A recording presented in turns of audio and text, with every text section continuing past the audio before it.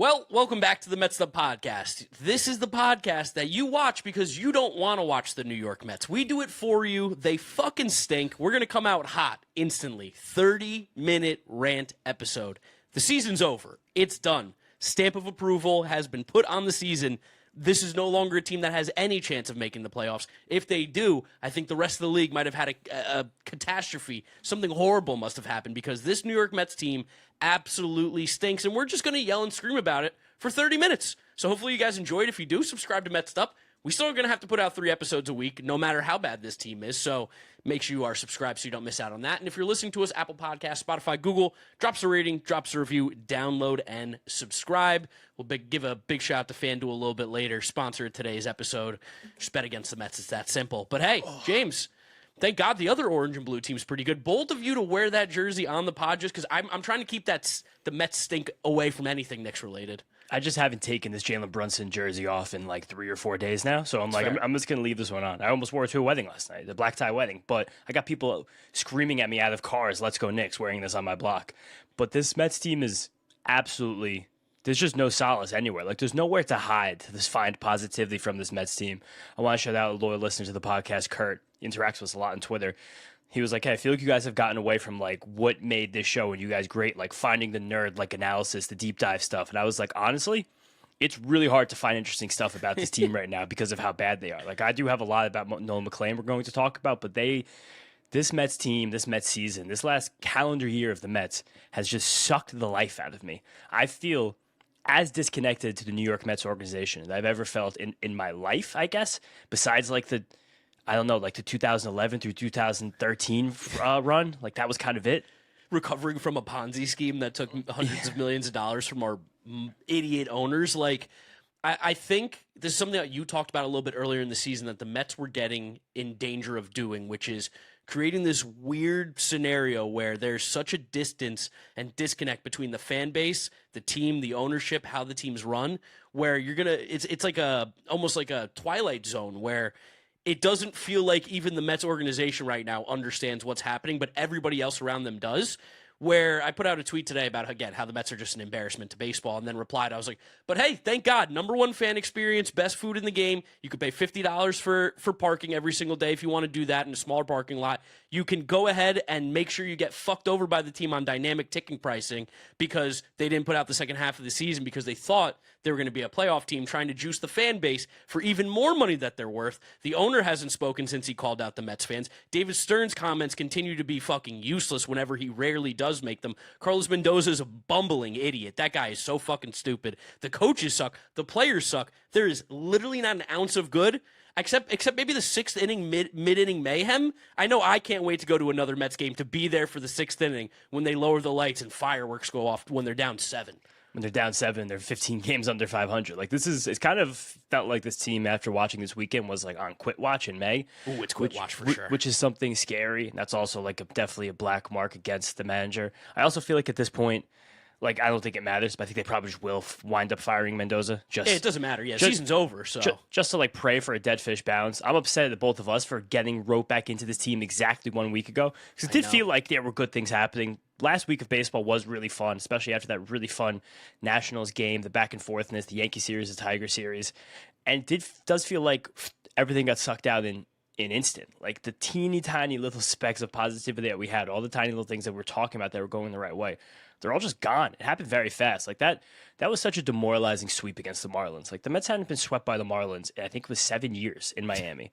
Which is the last time was like what? Like Mickey Callaway Mets? I think it was 2019 or early season 2019 before that team totally spun it around. And like maybe that is the team that you think back on right now is like that's how you could see this team winding up there. But I really just don't anymore. I can't find a shred of positivity to talk about this team right now. The difference is, and again, this is like shame on me and you for honestly having as much belief in this team as we did going into the season. And the only credit I will give is that Juan Soto, Bo Bichette, and Francisco Lindor, I think, have played 9 games together. But shame on us for thinking that this group of guys could go out and play even okay baseball. Like, there's no good players on this team right now. It's Juan Soto, and it's pretty much everyone else. Like, Carson Benj is playing better, and Brett Beatty's been better since playing third base. Everybody else on this roster has an AJ Ewing. I won't give AJ Ewing flack, but, like, he's been doing some stuff. He's a rookie. Everyone else on this roster is probably not a Major League Baseball player unless they play on the New York Mets, the San Francisco Giants, the Angels, or the Colorado Rockies. Like, these are bad, on the hitting side specifically, bad baseball players. There needs to be a real look in the mirror moment where I don't know how many major leaguers are on this team offensively. I really don't. Also, there's just so many other little gross things about this team. It's like, why are we getting caught stealing so often? The Mets, so much. After Benj was caught stealing, again, I turned the game off in like the third inning, right after the J.J. Bleday home run against, was that Bleday? Who hit the big home run off of McLean? That was Bleday, right? Yeah. So after that, Carson Bench caught stealing again. Maybe the Mets were caught stealing another point in that game. That was their 14th caught steal in the season. They've only been successful 29 times. So that's like it's like a barely 2/3%. Where last year we were like the best stolen base team ever. Just like all these little tiny things, again, just like completely knock the wind out of your sails. Like, even on Friday night when like Jonathan comes in, he looks like actually really good. He looks great. Like, you get Juan Soto hits a monster. Yeah, it was fun. Juan Soto hits a monster home run off of Yuri Perez, who statistically to this point, I don't think this is true, but statistically at this point in the season has been one of the worst pitchers in all of baseball. And you get a first inning home run, over. Well, for the longest time, he was the only guy who had a hit in that game. He had two of the only hits in that game. It's like, there's a guy that shows up to play every single day, and it's Juan Soto. Everybody else on this roster, Bo Bichette, Marcus Semien, Mark Vientos, sorry, Carson Bench and AJ Ewing that you're getting bunched in here, and even Brett Beatty to a T. But, like, that guy shows up to play. Everybody else, their showing up to play is still below average, and that's the biggest problem. And then for guys like Marcus Semien's comments after the Marlins series, I wanted to punch a fucking hole in my screen watching it. What a tone-deaf fucking moron to say, like, we've been running into good pitching. How about, I know you're not going to throw your teammates under the bus. I get it. You're not going to do that. That's fine. How about a little accountability on yourself? I fucking suck. I'm questioning what I'm doing every single day because I'm not a Major League Baseball player anymore. I came to New York. The lights are too bright for Marcus Semien in New York. He played in the World Series. He's done that. He comes here and he fucking stinks it up. And for him to be like, we're getting a little unlucky. Like, I fucking hate this team. I hate the New York Mets. There was no moment in the Marlins series this weekend where I felt the Mets got unlucky in any way, shape, or form. Not even slightly. They got fucking bent over a barrel and shown the 50 states. I felt like they were moderately, I don't even know, lucky. Like, they just got, they got, like, especially that game on Sunday, for them to have held up with that 0-0 tie for as long as they did. I felt like they were fortunate in a lot of different places on that. Like, they made Max Meyer look like, I think I tweeted this in my post-game notes, like vintage Max Scherzer. Like, Yuri Perez had given up 2 hits to Juan Soto with only 1 batter over the minimum through 6 innings. Yuri Perez, that was his first start since last September where he did not walk a batter. The Mets have stopped walking in general. Oh, they don't do it. It's never not a thing that they do. And big shout out to the hitting coaches for getting these guys prepared every single day because they don't walk, and then the pitches that are down the middle, like we saw with Max Meyer, they're not ready to hit those. So what it tells me is that this team, as an organization, they're not prepared to play every single day, and this is something we talked about last year, and they brought in new guys, and it somehow has gotten even fucking worse. I don't know how.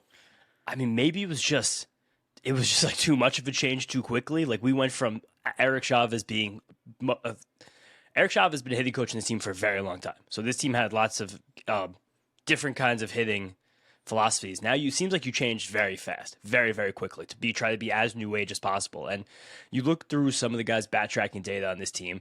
Guys' intercept points have moved up. The Mets have somewhat faster swings across the board. Some of them do not, but a lot of the guys have somewhat shorter swings if you go case by case. Every guy's taking like a few inches off that swing while around. No, it's more like point inches. I was looking it up. Oh, you did? Yeah, I looked it up when me and you were talking about it. So in terms of bat speed right now, the only guys that have made legit changes are Vientos and Lindor, and those are the only guys that really have a change over 1 mile per hour, which, again, Lindor has an extremely small sample. Everybody else is relatively floating, either plus or minus 1 mile an hour, which just kind of seems like early season stuff.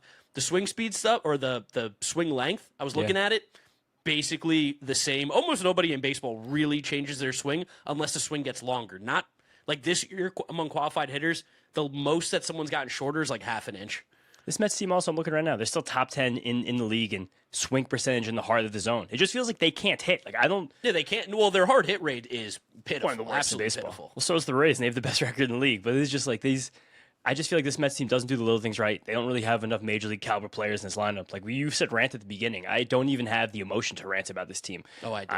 I'm wildly disconnected. And I was talking, again, I was at a family wedding on Saturday night, and I was talking to, shout out Grace, you know who you are, aunt of an aunt, like an Italian aunt. She loves this. She loves the Mets. She loves this podcast. Sorry for the cursing, Grace. No, Grace is okay. She's great. The same with Tony over here. But they were just like, we don't feel anything for this Mets team right now. Like you watch the game, you don't know the players, and it's like, it's nice to build that up over time. It does feel like we're getting to know these rookies, especially Benj and Ewing, and like they're doing really encouraging things every single day.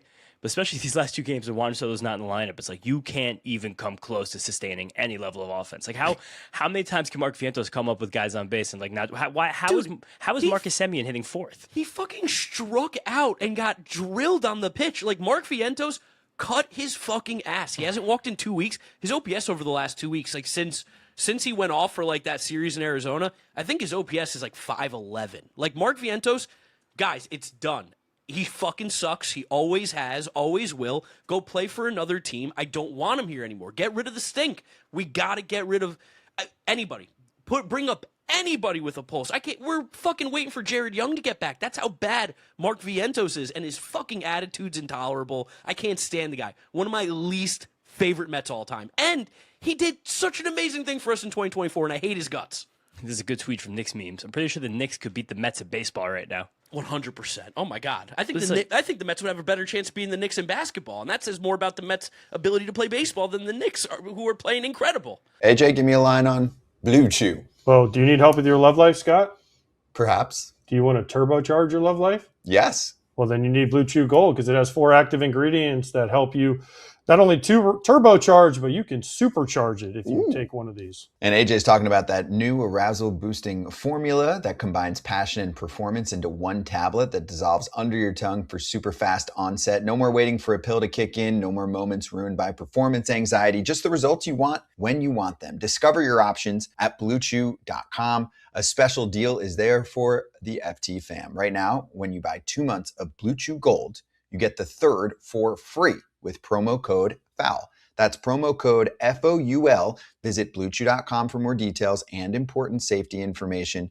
Thank you to Blue Chew for sponsoring the show. And thank you, AJ, for talking love life. The process is simple and it's all online. Get started today at BlueChew.com and go for gold. It is funny, too, and there's no way these things are related in any way. But when there was actually like a hint of good feelings about this Mets team again a week ago, and it felt like they were back on the right track, it felt like 500 was actually within reach. It was within eye shot with some series coming up that you thought you could have had a chance to win.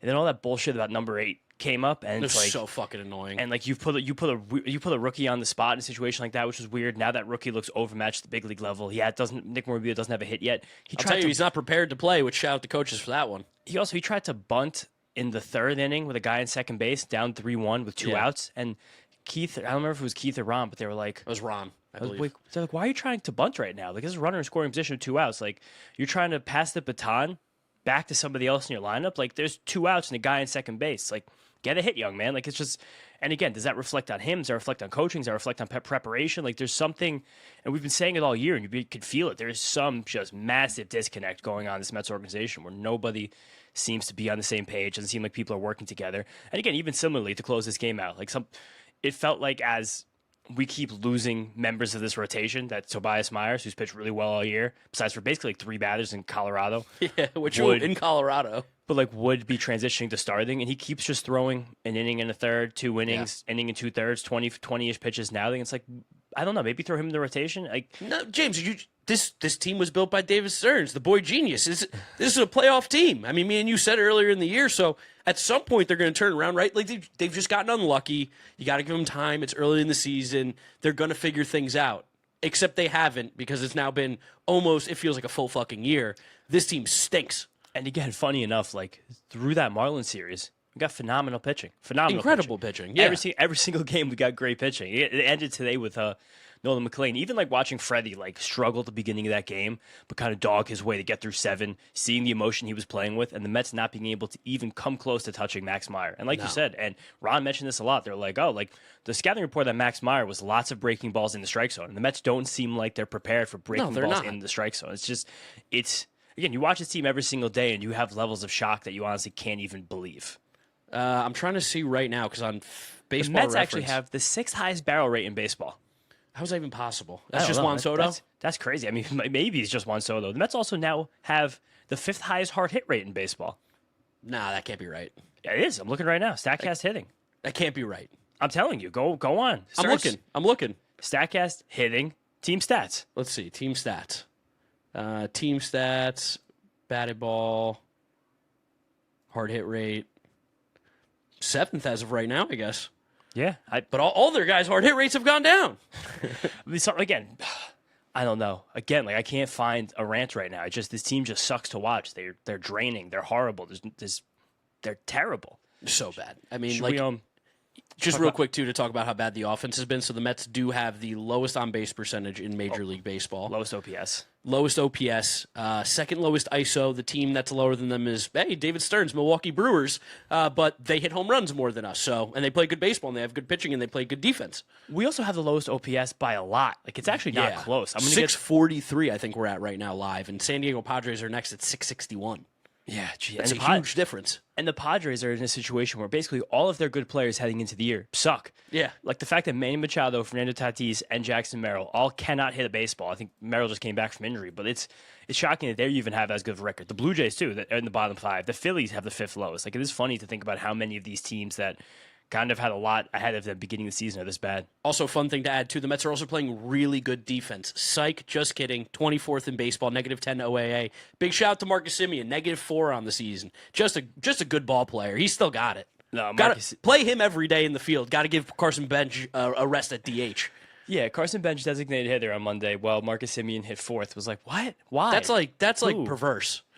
And again, we always wonder about who's making these lineups. It's like they've sworn that Mendoza has a lot of autonomy. Those feel like decisions that I can't imagine, but also like it'd be weird to lie and like keep that the public sentiment about that. Like it's just strange. Again, there's no good players, so someone horrible is going to hit 4th every single day because his team has nobody that's good, especially when Juan Soto's hurt. But I mean, Marcus Semien hitting 4th is like I don't know how many home runs he hits at Sternberg Park in Brooklyn. I mean, he can pull the ball over that fence. That's Marcus Semien's power alley. Yeah, but he's going to take a couple pitches first. You start with 1 strike in softball. He might just strike 2, strike 3. This is Kenny Atkinson shit where, like, I bet a lot of these guys are seeing, these are my barrels, this is my hard hit, and we're not getting these response. Like, it's very bizarre that the Mets are top 6 in both of those full season stats heading into play on Monday. Yet their WOBA is the lowest in the league, their OPS is the lowest in the league, their WOBA on contact is the lowest in the league. Like, Let's see. I agree with them that that's crazy. Like, the Mets have the lowest WOBA in the league at 289. That was entering play on Monday. That's with a 9.1% barrel rate, which is much better than league average, and a 41% hard hit rate, which, again, is better than league average. The next team is the Padres, lower barrel rate. Padres actually have similar barrel rate, similar hard hit rate, but then the Giants, much lower in each. Then the Blue Jays, much lower in each. Phillies, lower in barrel rate, similar hard hit rate. So, like, I don't even want to be positive, but now I'm seeing that. I'm like, all right, I guess it's a little better than I thought. But then you watch this team hit all weekend. It just doesn't seem like they're anywhere close to inflicting damage in any way, shape, or form. Yeah, no, they're absolutely not. They have no ability to. All right, we're like 15 minutes in. We got to talk about Nolan McLean. Talk about Nolan McLean real quick. So, definitely no secret that these last 2 starts have been an unmitigated disaster. Yeah, bad. And building on the whole last month where it looked like he didn't really have his right stuff, didn't really have his best command, but was getting through these games, you were like, okay, this is the first rough patch for the guy's career. It felt like he was getting over a hump with that Tiger start where he just absolutely just gritted his teeth to get through a nice outing. It's got much worse since then. So these last 2 starts against Nationals and the Reds, Nationals have the most runs in baseball, but I still wouldn't really call these lineups murderer's row. No. It's 13 earned runs and 4 home runs. His ERA has gone from 2.92 to 4.42 across these last 2 starts. And the especially scary thing about this start against the Reds is that they don't even have many left-handed hitters. I think they had like 3 or 4 in the lineup. It was Bleday, it was Ellie. I can't remember the other ones off the top of my head right now. I mean, and JJ Bleday was barely a Major League Baseball player a couple weeks ago. Well, JJ Bleday is back in a big way right now. That guy, talk about big time back. Guy was on the waiver wire a few weeks ago. As for a team that needed a left-handed hitting outfield. We got Tyrone Taylor. Tyrone Taylor got hurt. He's gone too. I do not know who's going to be the outfielder they call up if Tyrone Taylor needs to go to the injured list. Just play Vidal Brujan out there. Why not? I think it'll probably just be Pache. Oh, Jared Young tomorrow. Thankfully, Jared Young back tomorrow. But I went pretty deep preparing for this, trying to diagnose some of these problems with McLean. And sadly, the main conclusions I found were ones that would kind of hint that something might actually be wrong. I'm not going to say he's hurt. Yeah, I'm not going to say that, but like his arm angle has been trending down all season, and then we don't have the arm angle for the start on Monday because arm angle does not populate until the next day. But first start of the year is 33 degrees, 33 degrees, 32 degrees, 34 degrees, 34 degrees, 34 degrees, 33 degrees now, 30, 32, 29, and we'll see where it comes out for this red. So you're seeing a slight downtick there. So a lot of times, again, 2 or 3 degrees of arm angle shouldn't be that significant. That could change a bit based on throwing more or less pitches in the game, but I split it out for the different pitches he was throwing to, especially his fastball, and the arm angle was also steadily dropping on those. You just get a little scared that something doesn't feel right, so you drop the arm angle because it could feel better. And then to expand on that, the spin rates are down across basically all of his pitches, slightly, but they're down a bit, but the velocity is down across the board. The fastball is not coming in as hard. The curveball is not coming as hard. The sinker's not coming in as hard. You can even see in these starts, he's having trouble sustaining velocity. That's definitely scary. That's terrifying, especially, I mean, the season's over, so I hope he just stays healthy and they take care of him in the right way that needs to be. But you can feel the idea that maybe Nolan McLean's trying to do a little bit more than maybe he would if this team was in a spot where they could afford to lose him. I mean, he looked like when he got pulled from the game on Monday, an unbelievable tragedy had been bestowed upon him. I gotta interrupt real quick. So my dad is on mega hate watch just about like how the coaching and everything goes. Carlos Mendoza was asked because Austin Warren like barely warmed up today coming into the game for Nolan McLean. It seemed like he was surprised and confused because again Nolan didn't pitch well. He was asked after the game about the lack of warm-up pitches for Austin on the mound. He shrugged and said, "I don't know what happened there." How do you not have an answer? How does he get rid of him? Fucking end it. That's probably just him not wanting to, again, throw his manager or any of his coaches under the bus. But again, we saw the thing against the Twins. Like, how do you not know who's coming out of the bullpen? Yeah. Like, we have shit happen like this all the time, which is bizarre, honestly. And it was funny. I don't know if you caught it watching the game on Friday, where we were kind of lamenting before. They were like, are we really going to do like a Tobias Myers, Jonathan piggyback situation? And then Ron was like, it's nice that they went Tobias Myers, Sean Manaea, Jonathan, because it felt like with Jonathan and Tobias Myers, you just be preparing hitters for more of what they're going to see. Here's a right-handed pitcher with a very over-the-top release. So it feels like those guys are also getting more tongue-in-cheek. They're very much at peace with the season being over and this team being a disaster. I feel bad for Howie Rose in his last season, that this is the way he's going out. That's a real shame. But even just some more stuff on McLean. Like these last two starts specifically, it felt like he has no feel for the sweeper and the curveball. Nothing. And the sweeper and the curveball are kind of that's kind of what makes him a superhero, his feel for spin. And the fact that he's not getting chases on those pitches anymore, combined over these last two starts, is slightly under 15% chase rate in those two pitches, where in his career up until these last two starts, that's about a 25% chase rate. That's not huge, but it's definitely really meaningful when those are your put-away pitches and you're struggling to put hitters way outside the strike zone. And even in this start against the Reds on Monday, he just scrapped that curveball. And again, there weren't many lefties in lineups, so that was why, but didn't feel like he was really comfortable with it. Ron was talking about the fact that he wasn't getting the same kind of glove side movement on that. The day the Bears had out too, he's not getting the same type of glove side movement on that pitch or the sweeper that he was getting early in the year. And then also he's not getting strike one as often.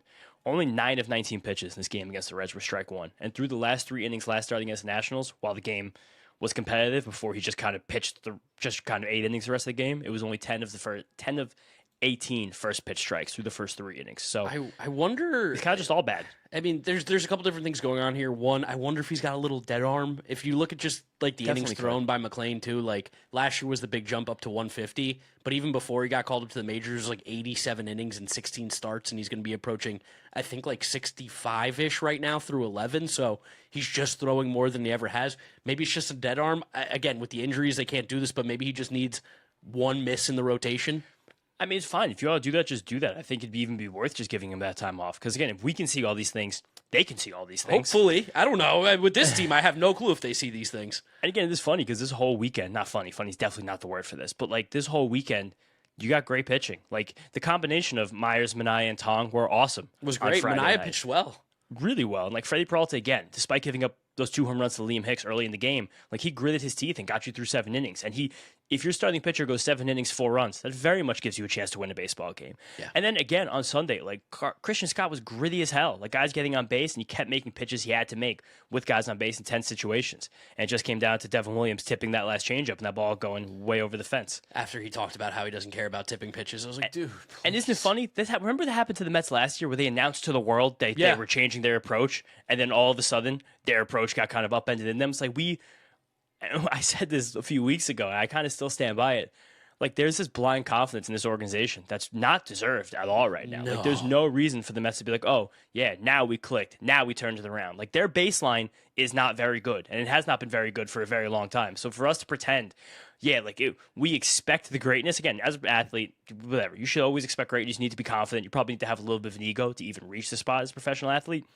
But for this team to be like, oh, yeah, it's just that click, that little thing. Once we get this together, it's like, that's not fucking true anymore. No, it's not at all. It's just, it's infuriating. It's infuriating to have to deal with this team. It's infuriating to have to talk about this team. Again, you listen to this podcast because we watch, so you don't have to. Yeah. I know there's been no recap of the last 4 games, and I don't really care to because it's disgusting. It would be. I feel like you guys might not listen to us if you hear about what happened in those games anymore.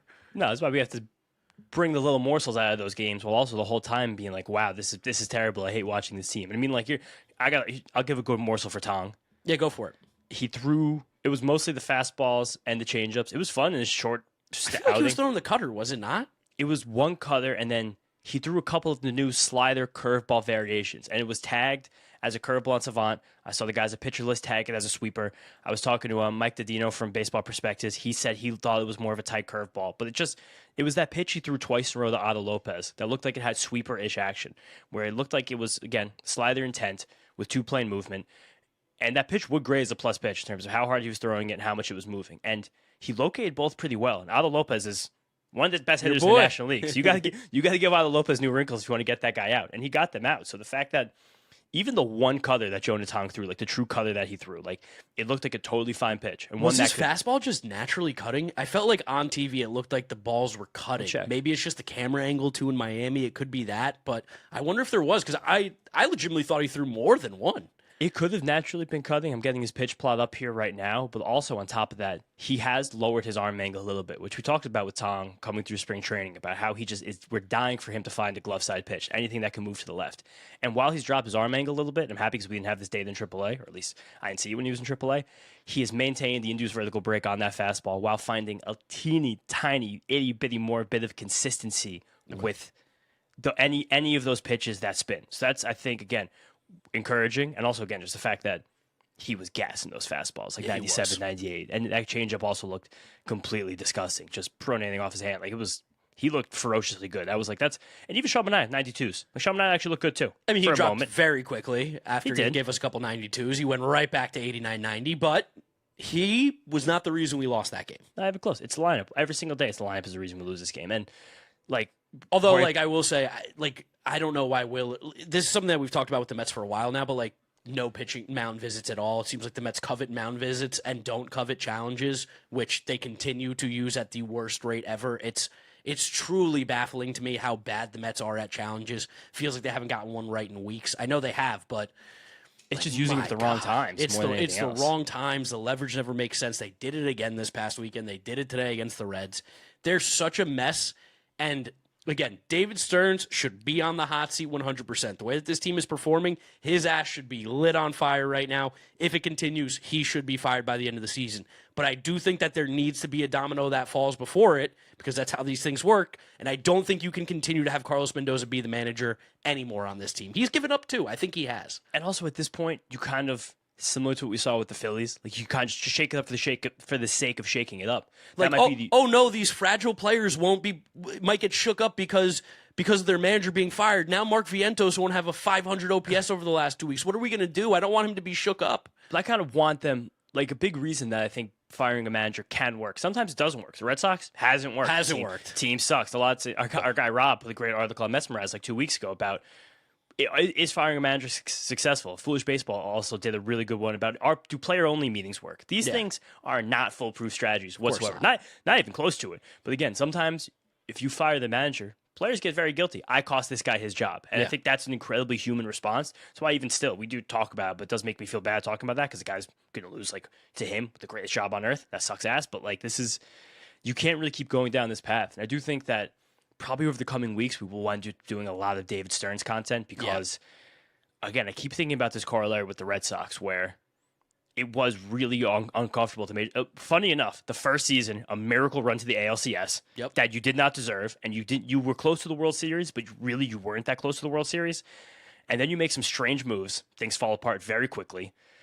And then you get fired. And also it's literally your favorite team growing up as a child. It's your hometown team. I'm starting to doubt David Stearns was a fucking Mets fan the way he's running this team. I definitely don't doubt that. I am. The way that's insane. If you're a Mets fan, you got to give us better comments than what he's been given. I need some accountability here. I think that I don't know. Like he took full accountability last year when things went wrong at the end of the season. Sure. Congrats, that man. was on him. Took accountability when the season was over. Love it. Yeah, I think that's when you, as an executive, you should take accountability. Like, oh, this team sucks. My bad, guys. I fucked up. Fire Mendoza. Still trying to be hopeful. But I do think that we have this conversation all the time. I think that the Mets are a little bit afraid, or maybe sometimes not afraid. I don't even know about how they're viewed in the league. Like the fact that this offseason, all these coaches were not really their first choices. Some of them were like kind of their. I think Snicker was close to a first choice. I think Willard was like a mistake. Maybe a third or fourth choice. And then I don't think Mendoza was their first choice, and they hired him. Definitely was, and we know Craig Counsell was. And then you see now with the Red Sox, like I don't think Breslow was their first choice. Of course not. Talk about a guy that's in over his head. Like this is the things that Ashley Varitek was saying the other day on Twitter was like crazy. This is. I mean, it is. I really find a lot of similarities and symmetry between those two situations. So again, I think we're going to do a lot of videos because we need to find third episodes in a week over these next few weeks and months here. But that's something I'm excited to talk about and like dig deeper into, like what the future actually holds with and without David Stearns. Yeah, of course. But first, we have to do a quick little segment here, sponsored by FanDuel. Baseball fans, the MLB season is in full swing, and FanDuel is giving you the chance to call your shot with daily dingers. Joining the action is easy. Just make your free pick on who's hitting a home run in their game, and if you're right, you'll get a profit boost to use on your next bet for a chance at extra winnings. It's just another reason why FanDuel is the home of home runs. Anybody on the Reds is a good pick. If that name pops up on daily dingers, take them. We stink. I don't know, but again, we're still pitching, all right? I mean, I guess we are pitching right. And Juan Soto, if he's ever back from being sick, pick him too. So are you ready to play your game? Head over to FanDuel.com/podcast to get started. That's FanDuel.com/podcast to opt in for daily dingers and make your free pick on who's hitting a homer. Play ball and swing for the fences on FanDuel, an official partner of Major League Baseball.